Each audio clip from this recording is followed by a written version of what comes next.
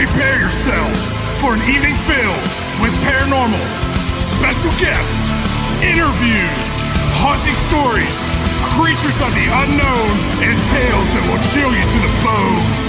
Brought to you by the UPRN Network and Pittsburgh Paranormal Society. Take a walk into the night with Shawn Kelly.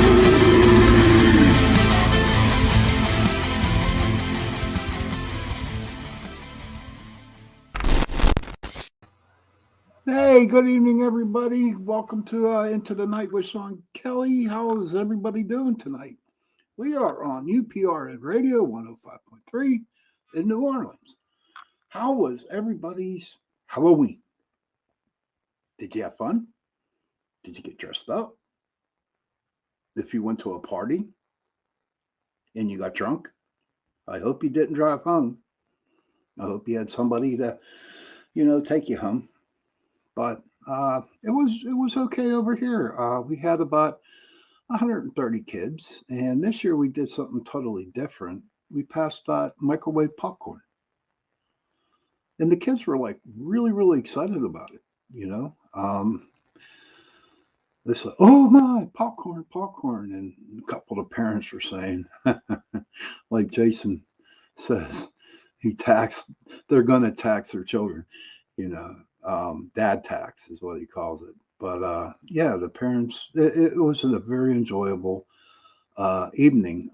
In the morning, though, it was raining really hard, and we're thinking, oh man, not again, because history here in Pittsburgh, okay, is like, hey Tommy, where in the hell you been? Tommy Miller, my good friend. Hey Shawn, I'm doing great, buddy. How about you? I haven't seen you in about 2 or 3 weeks. Oh man, I thought you just ran away or something like that. But no, here in Pittsburgh, it rains on Halloween or it snows. It actually did snow one time. I think it was back in '96. I'm not sure. So of course I woke up going to work, and then all of a sudden it's raining, and I'm thinking, it's going to be a miserable evening. And you know what? It just quit raining. It actually got a little hot, a little bit of humidity going on in there, So the kids are out, and it was a safe Halloween here in Dormont. So I kind of like count my blessings, and everything was okay. What I like, Tony says, I had to work the last couple of Tuesday nights and couldn't watch the show. Glad to be back. Well, you know what? Work comes first, unfortunately. But I'm glad you're back. How was your Halloween, Tommy? It's good to see you on here. I hope Holly's listening. But and everybody else, if you have something that you want to come in, talk to me, leave a question, leave a remark, just put it in there in the chat, and then we'll see what we can answer that.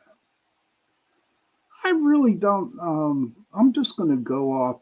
I'm not going to go off the deep end, but there's going to be bits and pieces and all kinds of different things. Basically, like my show is, I say what I say. Hi, Holly. Glad to see you, buddy. You were awful quiet too the last couple of weeks. You know what I mean? And I was like getting a little nervous because y'all weren't there.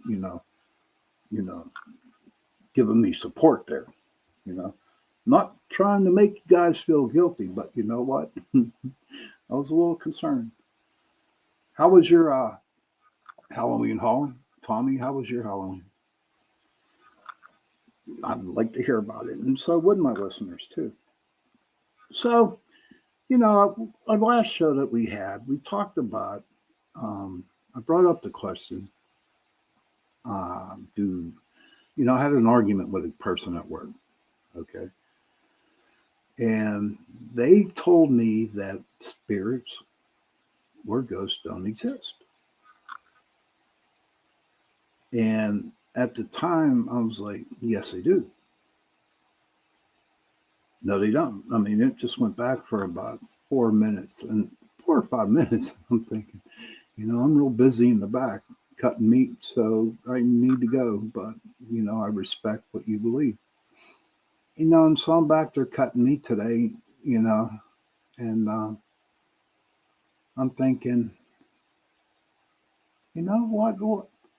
what if spirits don't exist? What if they don't? Oh, Holly comes back, says, "Oh, you're a quiet person. My Halloween was uneventful. I raided my grandson's candy. That's called grandma tax. Okay? That's grandma tax." And what I mean by taxing, ladies and gentlemen, it's like, okay, you take out the kids, you go out trick or treating. Jason says it's perfect. It's perfect because you take the kids out, and then you're out there walking around, and it could be raining where you're at, and just get home. It's like, okay, grandson, I'm going to take some of these Reese cups off of you, and I'm going to take a little bit of this off of you, so that's the tax on it. Who's Stone Hobbit? Hi, Stone Hobbit. Glad to see you. Tommy Miller said he had to work last night, so no great, haha. But I had time to carve a jack-o'-lantern during the day and visit with some family, so it was okay overall. How was my Halloween? My Halloween was very, very quiet, But not during the day, though. In the morning, I was a guest speaker on a radio station here, a country radio station, Froggy. I'm glad you're always good, Stone. I'm always glad you're good. It's good. But I was on Froggy, 104.5 here in Pittsburgh, and I was on from 7 to 9. So of course I always had to get there and get there an hour early, and we went in and did the radio show, which was pretty cool. Then I had to go to work, and so the morning was kind of long, and it was kind of long at work. But you know what? It was really weird because I was really, really excited about Halloween night. Didn't get home until about 10 after 6. Ran up to the drugstore for Mom, and came back and ate my McDonald's and just passed out microwave popcorn is what I did, But what was really, really the feeling inside me was kind of like not a bittersweet. I just want to say that it felt like a couple 1,000 pounds just lifted off my shoulders. And you're saying, Shawn, why did you have a couple 1,000 pounds on your shoulder? Well, like I've been telling people for the last 2 weeks, I have retired from, paranormal investigating, and I kind of like dismantled the Pittsburgh Paranormal Society group. And it just felt really, really good. A lot of burden off my shoulders.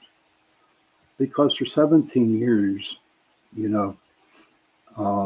going out and trying to find a place to investigate, and going here and going there, going on this radio station, getting an interview from a newspaper, something like that, it finally took a toll on me, But my friend Val, I talked to her. And she's been with me since almost the beginning of the group. And I love her dearly. She's like my sister,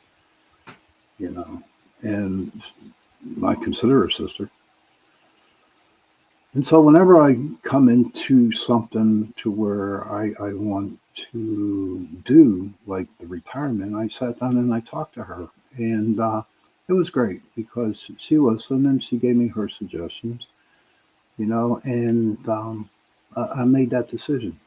And I'm happy for it, Out there right now, there are a lot of young people who are very good paranormal investigators, okay?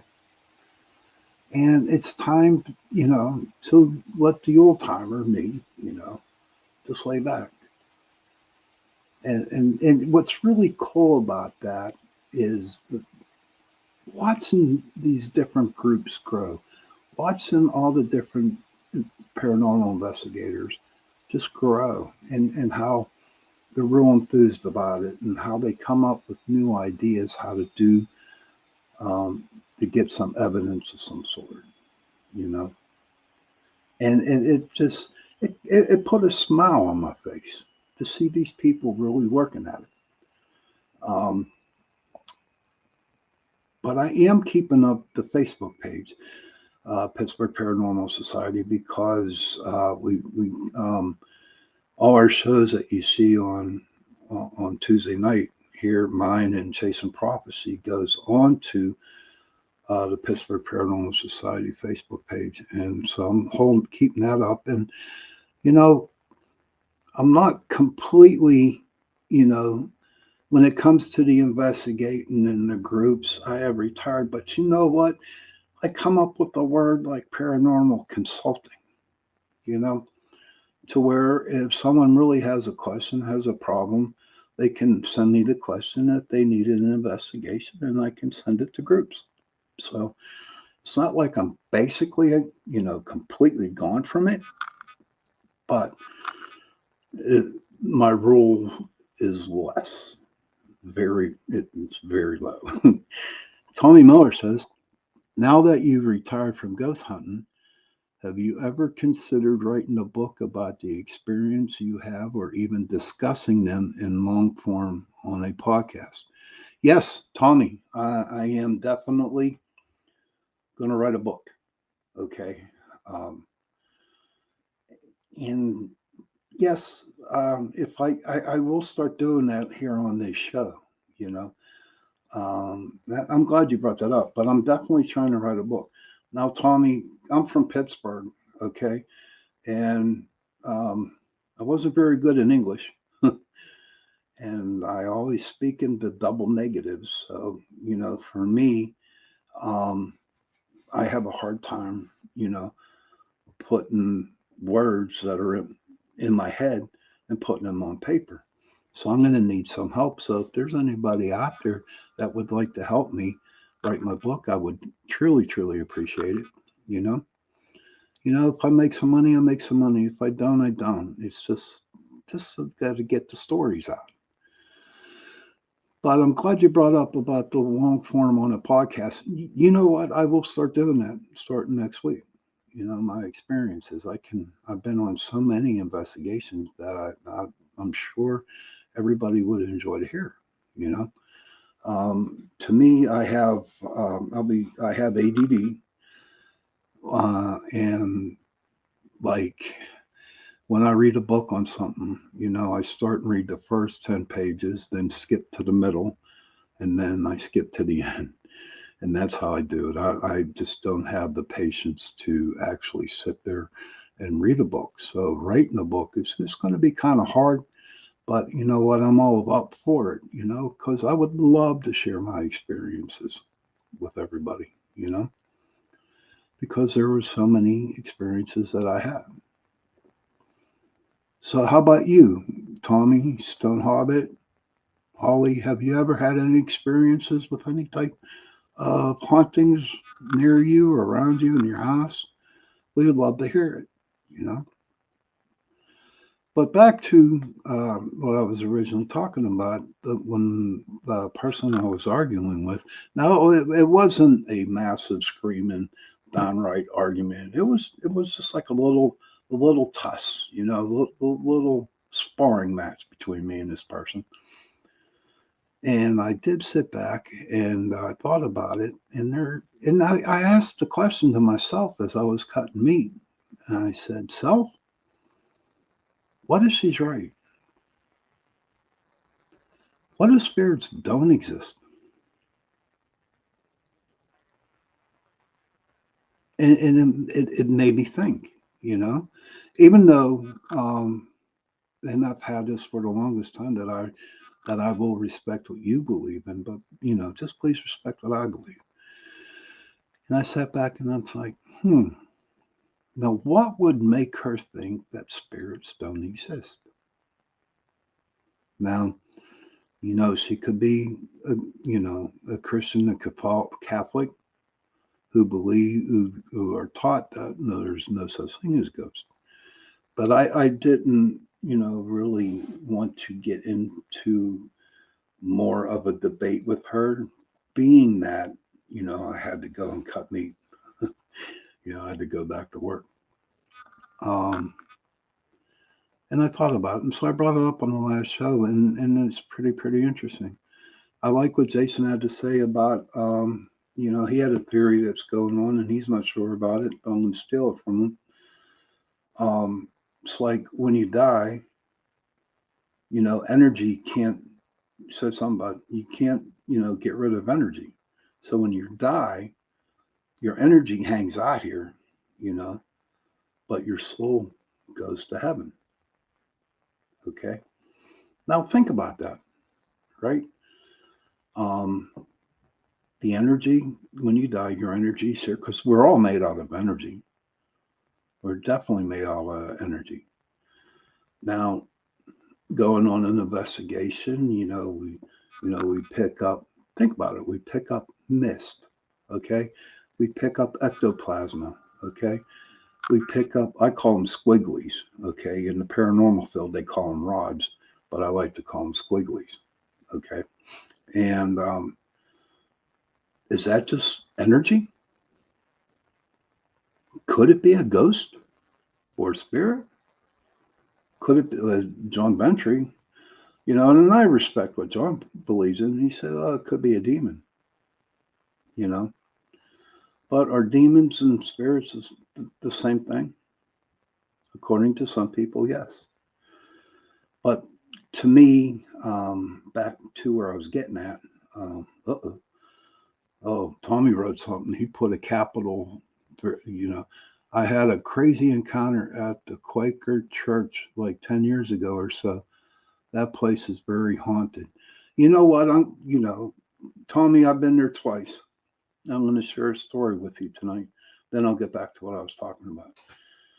But we did an investigation. This was back in 2007 when we went to Quaker church. And like Tommy said, it is very, very, very haunted. It's creepy. It's on the dirt road in Perryopolis, PA. But you can't go there now. All right. You really need not to go there because what will happen at the time that we went, okay, not too many people, the police didn't patrol it that much at all, none at all. And you're lucky you saw a car on the road. It's back on the dirt road. But recently, there's been a lot of people that are getting citations for trespassing. And yes, the cops, they do travel up and down that dirt road. And if they see you in the cemetery, okay, they will give you a ticket for trespassing. So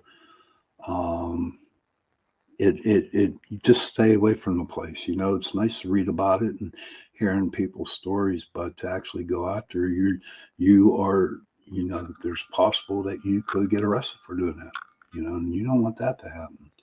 I don't want to see it happen. But back to the experience of the Quaker, the first time we went there, I had a guy in my group that believed in calling out ghosts, okay? Calling them every name in the book, try to get a reaction out of them. And so he did, in the cemetery, there was just like a little chapel. Okay. I kid you not, honest to Pete. Okay. There was this big, dark, not so happy spirit in the corner. Okay. Tommy, if I'm not mistaken, that was the Quakers then, or the Puritans, or were they the same? I don't know. I want to say the Quakers. And they were hardcore, religion. And this guy, he stood tall. I mean, he was big. It was a dark shadow, and you could just feel the anger coming off of this dude, right? So what happened was, okay, he, this guy, he was calling it out, and I was really getting him, mad. Those Quakers, buddy? Okay. But he was getting this spirit really mad. And I'm like, man, cut it out. Relax. Don't relax. But he just kept on doing it to get a reaction. Well, the kid got a reaction. And here's the reaction he got. This is no lie. So we're parked. We parked our cars. We're on on the side of the road. Okay. Not one person walked up this road, up and down. No cars rode by for all the time that we were there. Okay. No, nothing. So after the investigation, we pull out and we're driving around. And all of a sudden, this guy's tire had a flat tire. He had a flat tire in his truck. No lie. This is true. It blew me away. So we pulled over, and he went underneath to look at the tire. And honest to gosh, right hand up to the big guy up there was a slit about that big on the inside of his tire. Just a slit right down the road, right down the tire. And I just looked at him and I said, you know what? That's what you get for, trying to get a response from somebody, especially a spirit, and not a really happy spirit. But there at the Quaker, too, we also encountered a woman in a red dress. She was like, that was one of the legends that this girl you could actually see the girl in a red dress and walking around the cemetery. And there was a bunch of us that did see it, But with it being in Periopolis and it being, called Quaker Church Cemetery, yes, it was it's a very, very haunted, very nasty, haunting place to go. So thank you for sharing that with us, Butter, Tommy. Appreciate that. But so to me, back to the girl, the lady I was arguing with. So that's why I bring this question to you guys. Okay. Do spirits really exist? Or is it just energy that we're seeing in the videos? Is it energy? Is it like I was stating before, the ectoplasm, the orbs, the squigglies? Is it just energy? Could it be the energy of people who have passed? But it's not them. It's just their energy. It made me think, it really made me think. And, so all the years that I've done this, it was like, this is pretty interesting. And I like Jason's, theory that he's still working on. When we die, does our energy just hang and does our soul go to heaven? I believe in spirits. Okay. They do exist. But now I have to go down another little rabbit hole to figure out, is it energy? Or is it a real spirit? And I'm okay with that. Now that I'm retiring from all this stuff, I can sit back and, do a little research and see what happens about it, So, yeah. What is everybody that's listening tonight, everybody that's in the chat room, if you like to share, come on in and write it, send a message. Oh, Holly, yay, Holly wrote something. Maybe what they call intelligent responses from investigations are actually demons and all other stuff is just energy. Let me read that again. Thank you, Holly. Holly said, maybe what they call intelligent responses from investigations are actually demons and all other stuff is just energy. That's true. That's a good point that you brought up. You know, I mean, for the longest time, starting out as a paranormal investigator, we thought it was all about the ghost. It was all about, spirits and ghosts. And you have to excuse me, everybody, because whenever I'm talking, I don't know what I think up here to say does not come out here, the way I want it to say. And I'm sure other people have that problem too. But you know what? That is true. It could be a demon. And my friend John Ventry, my co-host over there on Chasing Prophecy, he truly, truly believes that. You know. Now, I, oh, I, I have gone to a lot of investigations where I've actually, dealt with demons. Okay, I really have, and there is a really big difference. You know, um, for me, okay, and I really don't want to get into the story tonight, but maybe one day I'll open up and tell you the whole deal. But but I'll tell you how I know it's a demon. This is true. This is how I know it's a demon. Do you all remember the show The Addams Family, the old one? Okay. Do you remember Uncle Fester? The guy, put the light bulb in his mouth and it would light off. Well, whenever I would go on investigations at clients' houses, if I saw Uncle Fester, okay, that was a demon. That's how they appeared to me, you know. And after a while for doing it and being, being very spiritual and working with a lot of spirituality, I can actually go into a house and see if it's bad or not. And I mean, there was a couple investigations that I would walk into the house and it was so bad that I wouldn't let my team go in. I had to go in by myself. To lift the negative. There were some really, really negative places that we went to. But my concern, my number one rule for me was always to keep my group safe. Okay. If I knew this place was a place that we were going was very, very haunted or demonic, as I can say, you know, um, definitely would not bring nobody in and I'd have to deal with it on my own. But I do want to share another story with you. This is pretty cool too. True as can be. So we went to a little town called Avalon, okay, down here in Pittsburgh. It's off of 65.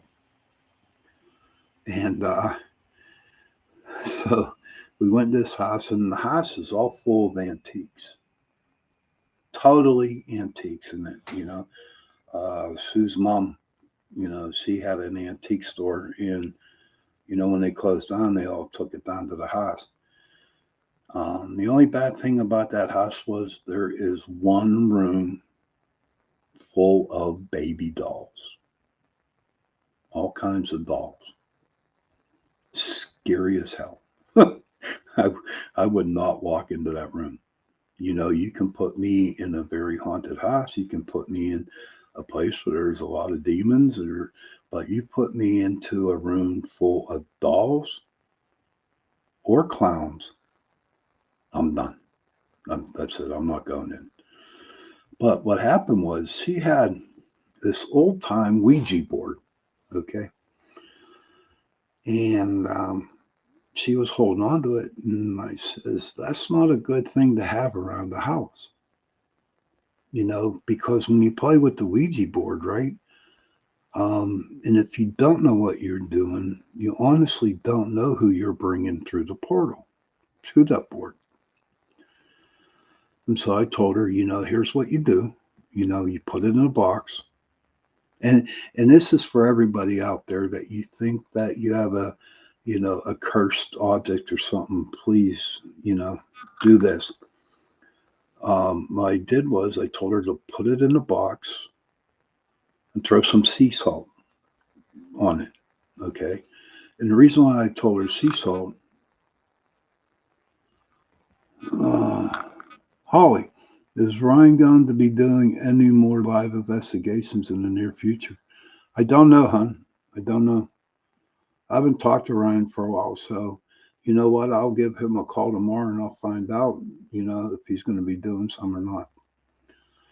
But what you do is you take the object, put it in a box, throw sea salt on it because sea salt's pure. You know, kind of like ghosts. If you ever watch Supernatural or you read any books about it and you throw salt around you, like a circle or wherever you're at, spirits cannot go into, they won't cross the salt unless the salt ring is broken. And then I told this lady, I said, with this box, okay, I want you to go to your tree in the back, okay? She had a big old oak tree in her backyard. And I said, I want you to do is I would like you to bury it, okay? And dig a hole, bury it. And before you put the dirt back over it again, okay, I want you to throw some more sea salt on top of that box and then put the dirt on. And the reason why I told her to put it by a big tree, okay, is because the roots, the tree was old, the roots, it was old, trees are powerful, okay? And what happened was that ghost or whatever was with it, who was attached to that board is out there in the ground, it can't do nothing. What else I mean is like, okay, people say, well, something bad happened to them playing the Ouija board, so they threw it away. And that's not good because wherever that board goes, that spirit's going to go with it. Okay. And other people say, well, I built a fire and I burned it. Again, you cannot do that. You cannot burn a Ouija board. Okay. Because nothing will happen to the spirit that's attached to it.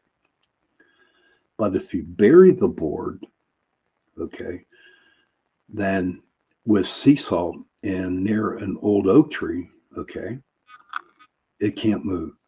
So that spirit is stuck right where you buried it. But here's the interesting part. Okay, it was around October, and this oak tree, you know how trees lose their leaves, but what happened was all the leaves were falling down. But you know what was crazy about it? Okay, here's what was crazy. The area that she dug where this board was in the box, not one leaf landed right there. Not one leaf. All the leaves were in a perfect square around where she buried it. Okay, I just got some chills right now. So me and my brother over there, and so my brother took and he kicked some leaves over this area, okay, and covered the whole area with leaves. The next morning, she took a picture and she sent it to me, okay. That morning when she took the picture, there were no leaves at all that were on where my brother kicked them on that place where she buried it. All the leaves were brushed off. Okay. And that was like, wow. Okay. It was like, okay, there's something down there. And I think she did the right thing by burying that thing. But I mean, he covered it, the whole area with leaves. And boom, next morning they were all gone. Now, here's the interesting one too. This is like pretty cool. So in December it snowed, okay? And I mean, it snowed pretty good. We had about an inch of snow. And one morning she went out and she took a picture. God is my witness. Okay, this is true. Okay. She took a picture. She sent it to me. This area where she buried the board did not have no snow on that area. It was completely snow free. But all around it, okay, there was a ton of snow. So that to me, that I'd like to share with you, that is like, that's how much heat, that's how much energy that board had. Okay. I know people who use the Ouija board, and I respect that, and they know how to use it, and they know how to deal with it, because you really need to know what you're doing when you're playing with a Ouija board, because if you don't, then you can really make something bad happen. And that's the same way with the tarot deck. Anything, any I call them instrument that can connect, that you can actually talk to spirit world, okay, that there'd be a communication to it, all right, that they can come in on the portal. I read tarot. I read tarot. Okay. Um, I personally don't like it, but that's my own opinion. When I read you the animal cards here on my show, okay, you can consider that it's not tarot, but I'm pulling cards, right? So you have to be very careful about it. If you really want to learn how to do these things, go to find somebody who is experienced at doing the tarot deck, who is doing, the Ouija board. That's all I can say. You know what I mean? And I'm sure and here's how life works. This is how spirit works. If you are meant to use that Ouija board, if you are meant to use that tarot deck, okay, spirit will allow you, or will show you, a person that can help you with it.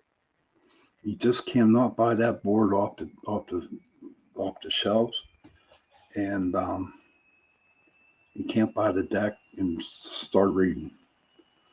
Always be with somebody that knows what they're doing, and that's the best advice I can ever give you. Just have a professional around you. Okay. Do I believe in the tarot? Yeah. Okay. Now, another couple objects. You got the pendulums. The little crystals that are at the bottom, and you can go yes or no with. Well, I found out, okay, that you can actually manipulate the pendulum to go right or to go left. And I've done some experiments with it, to where I would hold the pendulum and I would say, "Is my name Patrick?"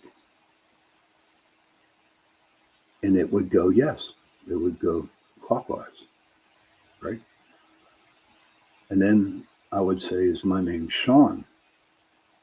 And really weird, because I manipulated the counterclockwise, which means no. So I kind of like, the only way for a pure reading from a pendulum is that you need to put it on a hook, okay, and don't touch it, and see if it actually works. Okay, that's the best advice I can get you. If you really want to know if the pendulum works, put it on a hook and don't touch it. Then you start asking the questions. Same way with the dowsing rods. You can manipulate the rods, right? Do they work? Yes, they do. But you also can manipulate them to work. And speaking of dowsing rods, now they were meant to find water. Okay, they used to long time That's how they used to find waters with dowsing rods. And it worked, you know. So I was at this one place, and there was this guy who did these tours, and they went on a ghost tour, and they went to a bridge, okay? And as you guys know, right, as you guys know that, those rods, they pick up water. You're always going to get a responses off them. So I'm there and I'm watching and I'm looking and I'm thinking,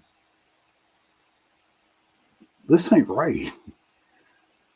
This guy took him for $60. You know what he did? He had him sitting on a bridge over water with dowsing rods.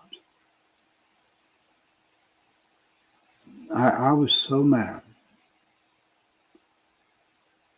And honest to God, quote unquote, I went up to him and I said, you know what? You should be in jail. What do you mean? I said, using dowsing rods to find ghosts on a bridge that is over water, which that dowsing rods find water. Oh, yeah. Oh, was I so mad at him? Oh, my goodness. I was so mad. And then I just let it go at that. But so those are the things that you really need to watch out for. If you want to do the Ouija board, okay, find somebody that knows what they're doing about it.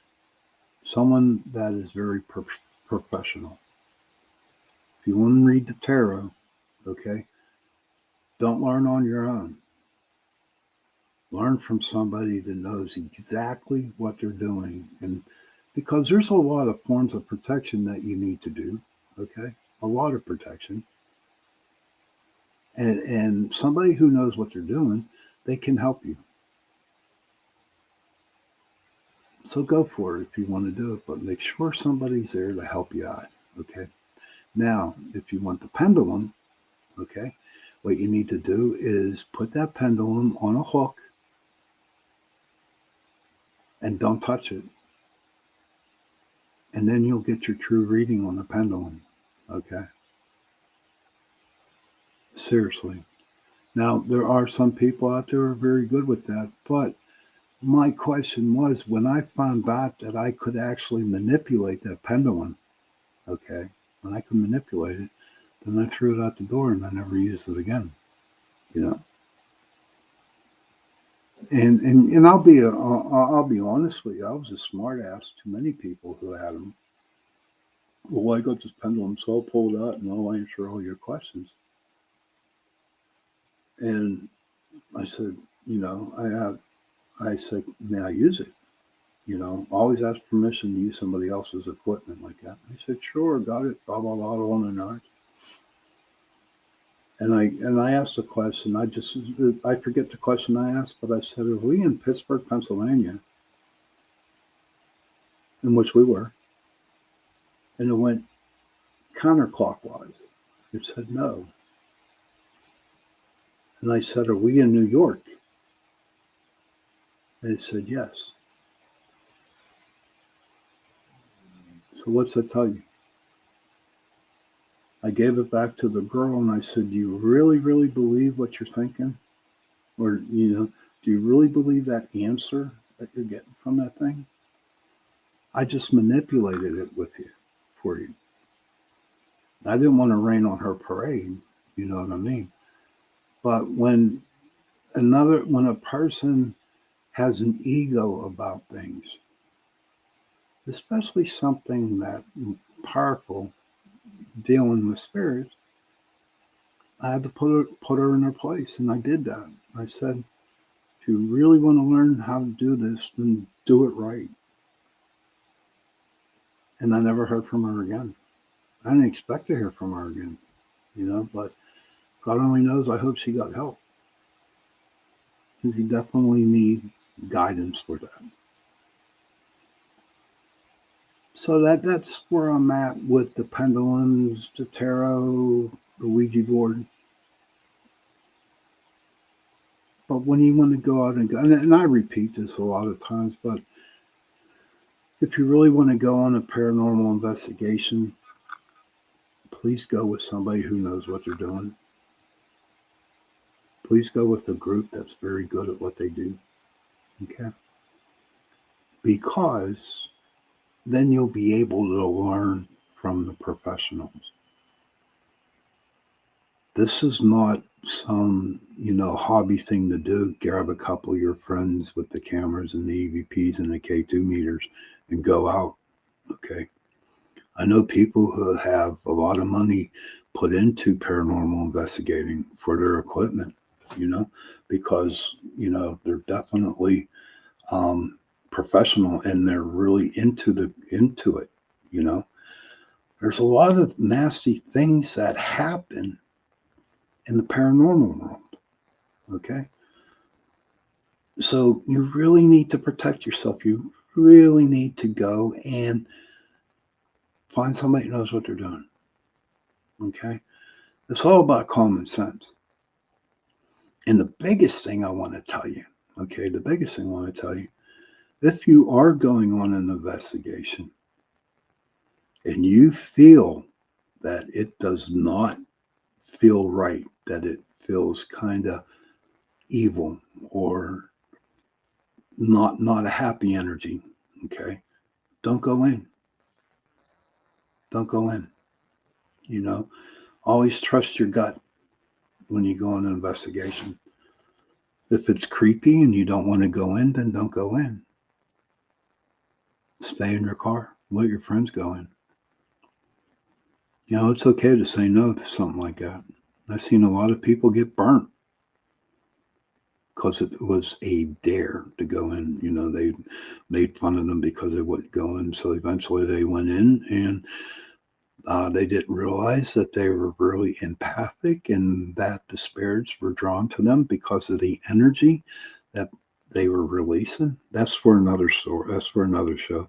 I have so many stuff to tell now since I retired. But there's a lot of things I will be talking about in the near future. But you know what? When you're an empath and you're releasing all kinds of energies, okay, the spirits are going to be attached to you. And if you do not know how to protect yourself, okay, you are going to get burnt. You're going to have something being attached to you. This is what's going to happen. And then you're going to have to call people like me, like Tara's group, like Jason's group, to come in and fix up the mess. So just be careful, And if you have any questions that you want to ask me, please feel free. Feel free to send me a message on the Pittsburgh Paranormal Society Facebook page, and I will answer them for you. Okay? I definitely will. But it is getting close to the witching hour. I got 2 minutes, maybe 3. So what I want to do is I want to thank everybody. Tommy, it is so good to see you. Stonehop, it really great to see you. Holly, definitely. I'm glad you guys came back tonight, because I did miss you. But thank you for watching my show, everybody. And thank you for listening wherever you're at. And I hope that next Tuesday, you'll be able to tune in to Chasing Prophecy. That's from 9 to 11. And my show, Into the Night, with Shawn Kelly, from 11 to midnight. I would like to have a lot, Oh, TikTok. Something came on the screen. So I was trying to put. Who was that? Who knows? That's okay. Everything happens for a reason. Everything happens for a reason. So, everybody, you have a good night. And children, please, please, please, go up to your parents, give them a hug, and tell them you love them. And parents, thanks, Holly. Thanks, Tommy.